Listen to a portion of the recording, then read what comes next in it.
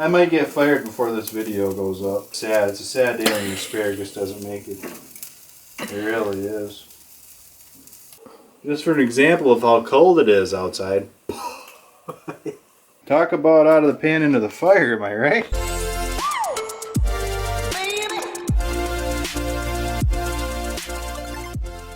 And tonight we're gonna have steak.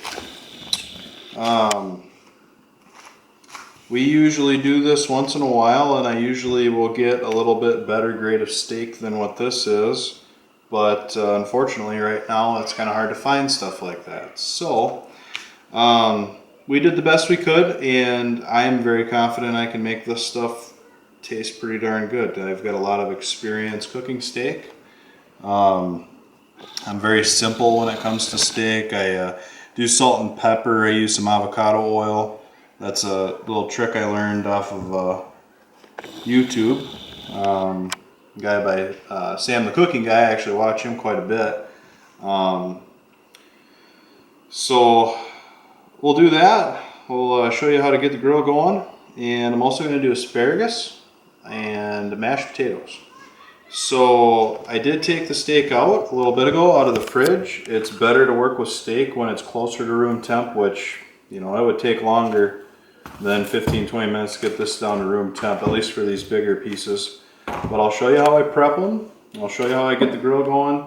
And then once the grill's going and it's up to temp, this stuff goes really fast. You know, these smaller steaks are probably going to take about 2 to 3 minutes aside.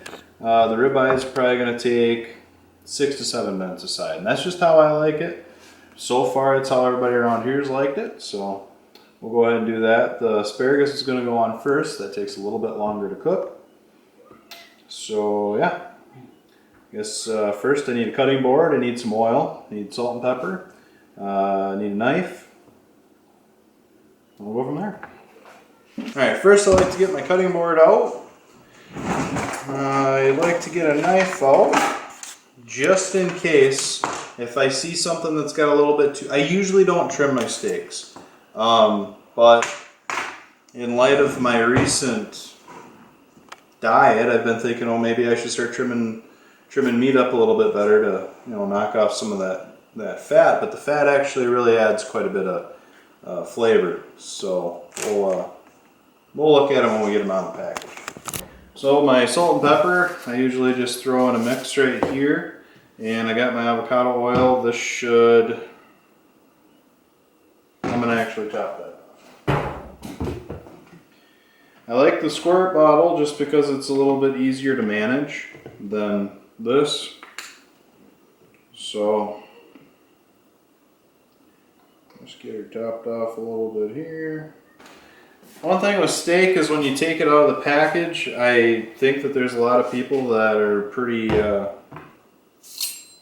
worried about meat in general, more poultry than anything else.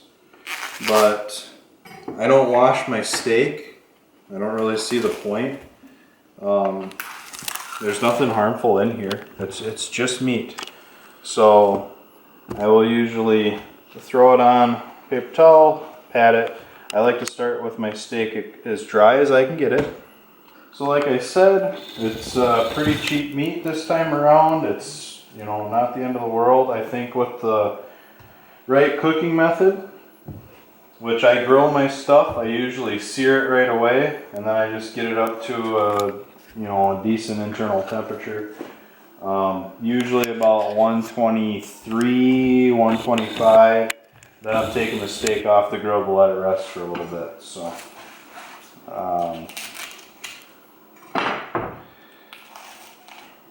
I think most of the people in the house here, they like their stuff rare or medium rare. I'm more of a medium. If I'm at a restaurant, I usually tell them medium rare just because they're gonna screw it up. They're gonna let it sit on there too long and it's gonna overcook.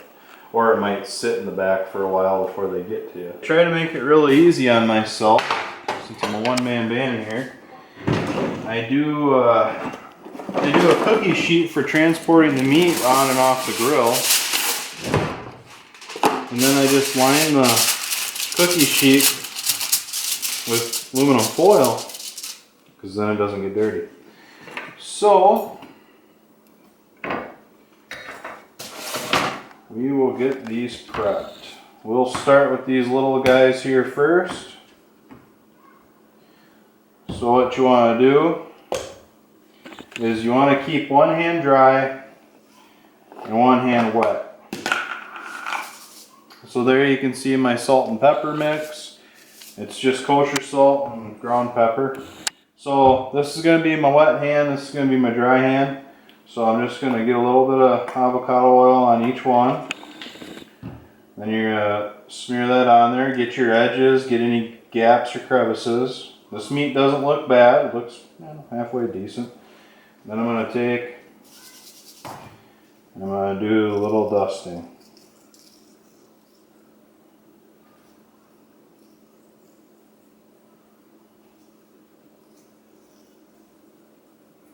So then I'll go around and kind of pat that in there a little bit. Then we flip them and do it again. Now the Montreal steak seasoning, I've done it a couple of different ways. I have put it on in place of the salt and pepper, or I've gone ahead and started the steak, got it cooked, then I set the steak off direct heat for it to finish cooking through. And then I'll put the Montreal steak seasoning on at that point. I honestly think it's better going on first, but you know, this works fine too. So this is salt and pepper is really good for if you have picky kids, but you still want to make steak for them. Just salt and pepper. We have one of our kids. They're super picky. They like plain stuff, white bread, you know, plain hamburgers, that kind of thing. Not a big deal at all. I've had pretty good luck, just salt and pepper on a steak, and they like it quite a bit. So, pride of the show here. Ribeye is my favorite cut of meat. It's just always been really, really good. I think it's the easiest one to make, and I usually go with boneless. I've found that bone-in ribeye, bone-in steak, anything bone-in, it's always kind of touchy when you're cooking it. I don't like the challenge. Not when I'm messing with steak. I like to just keep it simple. So avocado oil is healthier for you, and it has a lower smoke point. So before I figured that out, I was putting olive oil on my steaks, and things were flaming up and catching fire all the time, and I couldn't ever figure out why. Well, now that I know why, I don't have that problem anymore. So, okay, so these steaks are done. They're ready to go on. What I'm going to do now is I'm going to prep our asparagus. So I'm going to take my big mixing bowl. I'm going to shoot some avocado oil in there. I'm going to show you what we're going to do here. Alright, so we've got asparagus. Alright, so for this, I use salt and pepper.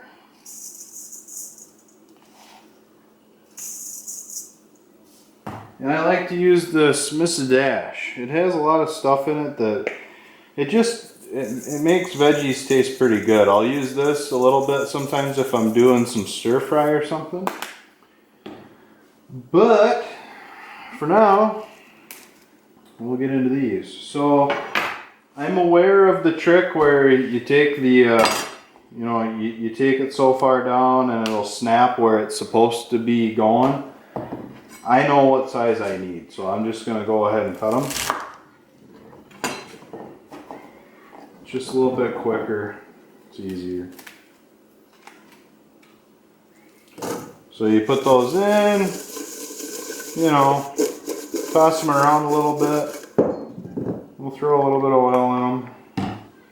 Yeah, a dash of salt and pepper. Alright, next.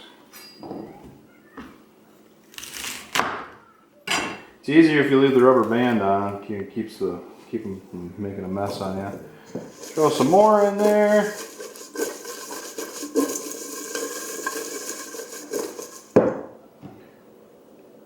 So So once I figured out how to grill asparagus, it's been a pretty big hit here in the house. So, and it looks like I'm wasting a lot of this, and honestly I probably am, but one of the most important things is making sure that they're all the same size, roughly. They will cook a lot better that way, a lot more evenly. We'll just do another little shot. Another little shot. Looks pretty good to me. I mean, that to me, you know, you don't see any clumps, you don't see it caked on anywhere. It's just kind of every bite's going to have a little bit of something. So this I'll throw on the grill. I'll throw that on about 5 minutes before I throw the steaks on. So here's the grill. It's nothing special by any means. You got the kids playing football. One kid's in his t-shirt. 2 kids are in their t-shirts. And, you know, it's December 6th right now. I'm guessing right around 4 degrees, so that's great. Anyways, if you want to come around here, it's nothing special. This is not a, you know, $6,000 grill. We got this the last place we lived, and I've made it work. What was it? It was probably like a $100 grill, maybe 110, and it's been working great. It does what I need it to do, and that's what's important. Is anything that you have. It doesn't matter if you're, you know, 6-figure chef and you're making all kinds of money, or if you're just some Joe Schmo trying to make something on your own. As long as your stuff works for you, that's what matters. So anyways, this is what I do to get the grill going. I usually remove a grate and I bring my table up, and I've got ash down here, so I just brush my ash down into the ash tray below. So I just smooth it out. And then what I do is I've got my charcoal. So I've had this charcoal before. It works fine. I personally, I've used the charcoal, the clumps. I prefer that to the briquettes. It's just more natural. But I think that they quit putting a lot of the chemicals in the briquettes, so it's not a big deal anymore. But this is what I like to do. I like to kind of stack them. If you want to get in here. So I like to line them all up like this, and then I'm just going to stack them in a pyramid, probably 2 or 3 high. So we'll show you that. We'll probably fast forward through all this or cut to it or something like that. Then I'll show you when we're ready to light it. A lot of people have chimneys, and that's how you start your charcoal. That's fine. I don't have that. I've always just done this, just the lighter fluid method. To me, it doesn't really matter either way. I'll probably upgrade to a chimney one day when I get super ambitious. But until then, this is what I'm doing. So what I'm going to do is I'm just going to move the grate over. If you look at the grate, it's really gross and disgusting. In our move that we made, we lost the grill scraper that we had, and we just haven't, you know, you go to the store and you don't always get a grill scraper. So what I do, I clump up some aluminum foil and I scratch off the garbage on the top, because a little bit isn't going to hurt you. It actually adds some flavor. So usually you want to leave it open. I usually leave it turned up. The table, I leave it up so that it burns off most of this stuff, but you want to leave the lid open until the flame goes out and the charcoal starts turning white. At that point, we'll be ready to start throwing our food on. So we'll go back in, we'll finish prepping if we have something to prep, or we'll just wait for this to get going. I'll set my vents to about medium on all 4. I've got 2 below and 2 above. And then we'll go from there. A few moments later. Grill is up to about 200. It's not ready for the meat yet, but what I'm going to do is I'm going to throw my asparagus on here. Just kind of spread it out a little bit. Now you'll notice I'm wearing a glove. I'm not afraid of getting my hands dirty or anything like that. The reason I do this is simply because it's easy. I don't have to go in and wash my hands now, right? I can just kind of keep on keeping on whatever I'm doing. So this is what I'm going to do. I'm going to throw all my asparagus on here right over the coals. So as you can see, bowl's empty, all the asparagus is on. I'm gonna just go in, I'm gonna get rid of my glove, I'm gonna probably get some tongs, and I'm gonna work those over a little bit, and then it'll probably be up. I'll be ready to throw the meat on and we'll hit you back then. Alright, so I can hear it kind of sizzling here a little bit. So we'll kind of move some around here. Now here's a disclaimer, something I've always ran into with asparagus on the grill. And it will be fixed as soon as I get like a wok or something. The problem is asparagus falls down. So it doesn't hurt to make way more than what you're planning on eating. Just because when you lose some, you're gonna be out, right? But you can see some of these are getting some pretty good color. I actually am losing almost half. That's not good. And if you can't get your kids to eat veggies, actually I'm gonna go ahead and lower my thing here too. And if you can't get your kids to eat veggies, try grilled asparagus. It's delicious. It's very good. So we're gonna stand out here, get a little bit colder, let some more color get on the asparagus, and then we're gonna shoot that on over to the other side. I am going to close my lower vents and keep my upper vents, you know, cracked about halfway. So that's probably plenty of color. So here's what I'm going to do. I'm just going to take them, move them over. Alright, we're going to go ahead and let the heat build up here. We're going to bring our steaks out next, and it's going to be wonderful. So we're up to about 275, creeping up to 300. That's good enough for me to go ahead and get a sear on these things. So here's what we're going to do. You got to be quick because it's going to lose heat really fast. So you hear that? You hear that sizzle? That's good. So here's what I do. I throw all these steaks on here like so. I'm going to do the small ones first.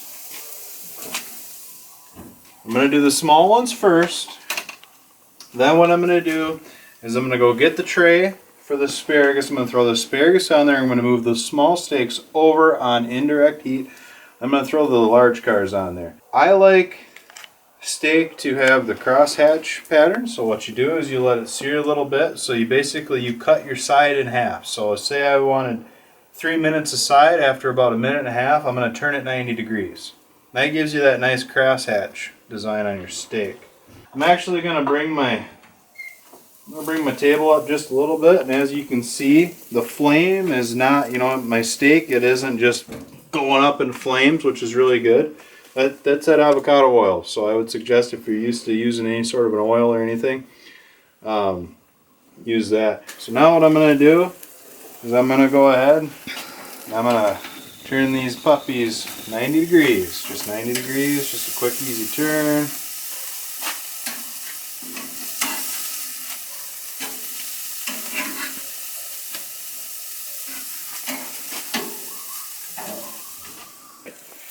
What are we doing? Turning it 90 degrees, exactly. 90 degrees. And look how this meat is going to be so tender. I mean, so these little ones are for the kids. They're kind of picky, it's not the end of the world, whatever. But they're going to be super tender. Because now what I'm going to do is when I'm done here, I'm actually going to lower this, that flame's getting a little carried away. I'm going to let this go. Okay, so here's where we're at. What did I say we're going to do? We're going to lose some more asparagus by moving it over just a little. And sure enough, true to my word, what did we do? We lost a few. A few more there. That's okay. Oh, did you see that? That was a great save. That one flipped. Didn't even lose that one. So now what we're going to do is we're just going to move these right on over here. Okay? We're going to move these over here so that they can cook. They're going to cook. Oh, sabotage. Save. Alright. Look at that. It's going to be fine. It's going to be fine. It's going to be great. Super great. And what did I say we were going to do? I said we were going to sprinkle this with a little bit. I don't like these shakers.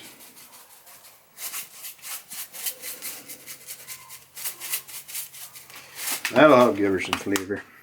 Alright, so here's what I'm going to do. I'm going to raise this back up. I want to get this really, really hot. Then I'm going to throw these puppies on there. So, here's what we're going to do. We're going to throw these on here. Oh yeah, you hear that? Yes, please. So these are going to sit there for about 2 minutes. So what we're going to do, we've got a little bit of time. We're going to go inside. We're going to get the smaller one of these for the asparagus. And then we're going to finish turning them, flipping them, getting them ready. Then we're going to take the asparagus off, move them over. And we're going to leave the steak in the middle because it's going to take longer to cook those than the little guys. Alright, so here's where we're at. I've turned them 90 degrees. I'll let them finish searing here a little bit. I've got my tray for my asparagus, which is going to be fantastic. I lowered my tray because the table down there because the flames were actually starting to catch a little bit. But here's one thing I want to go over here fast with you. Instant read thermometer, it'd be your best friend. I got a cheap Walmart one. There's nothing wrong with Walmart. If you can't shop at Walmart, well, and apparently you're too good. So you stick that in. We're at about 118. So that tells me that those are pretty close to being medium rare. So what I'm actually going to do, I'm going to go ahead and turn them.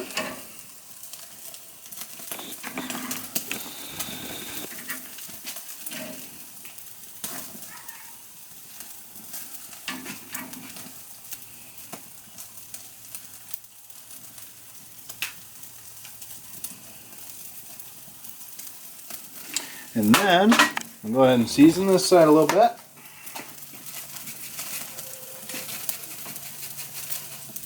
Oh my gosh. Just El Terrible. There we go, now we're talking. Alright. So now, by the sounds of it, we're pretty good here. I'm going to go ahead and flip her. You see it? Well, this is what I was talking about. We're getting some of them lines in there. Here we got a nice little cross hatch. I'll be totally honest with you guys, this is not my best steak I've ever done. I think, you know, quality of meat, time,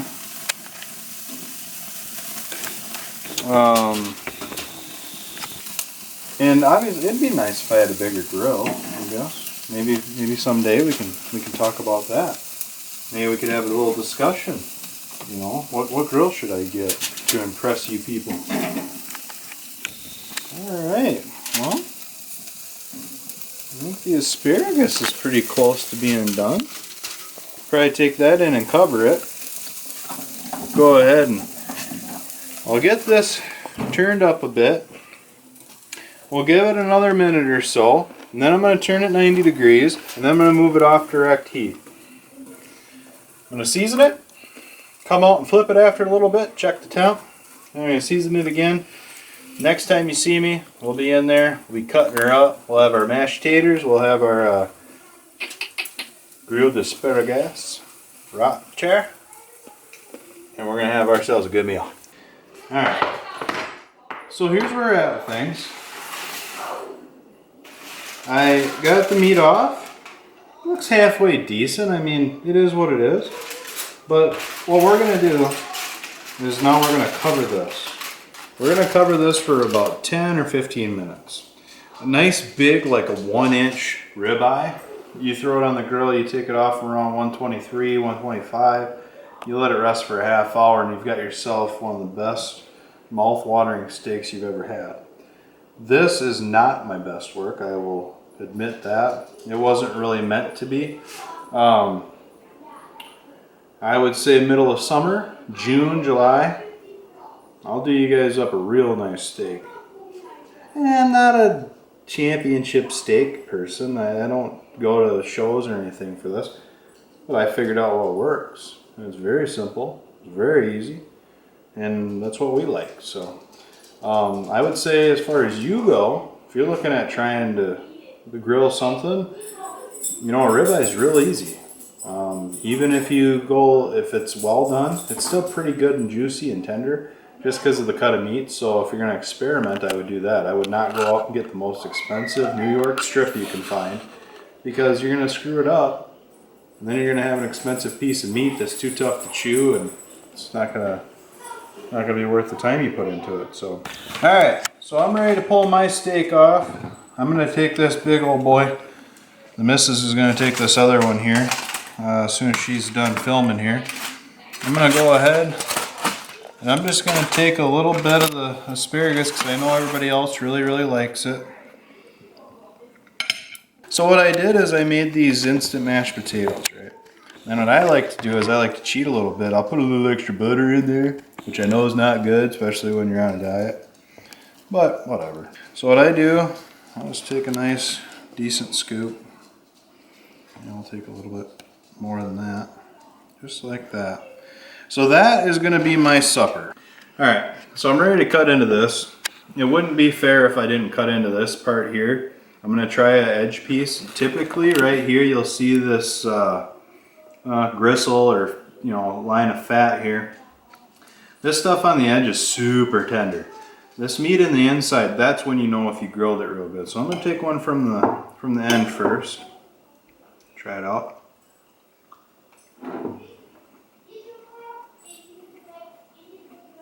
Mm-hmm. Pretty good.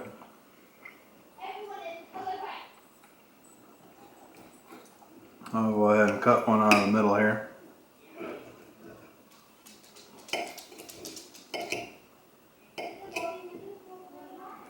Yeah, that's fine. That's fine right there. That's medium rare. That's medium.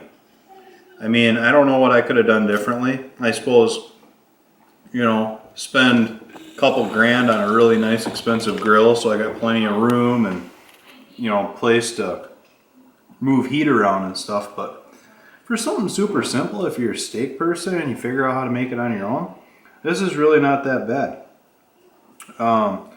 And I'm on a diet, but look, this is all protein. A little bit of fat, but mostly protein. Got my veggies, my greens. Potatoes are really the only thing that's really setting me back a little bit. So, it's not bad to eat healthy. So you should try to do that more often. But this is going to start getting cold here, so I'm going to go ahead and chow down. Thank you for stopping by. And, if you enjoy this and you want more, obviously comment what you want us to cook. And go ahead and subscribe and hit the like button. We'll see you next time. Thanks.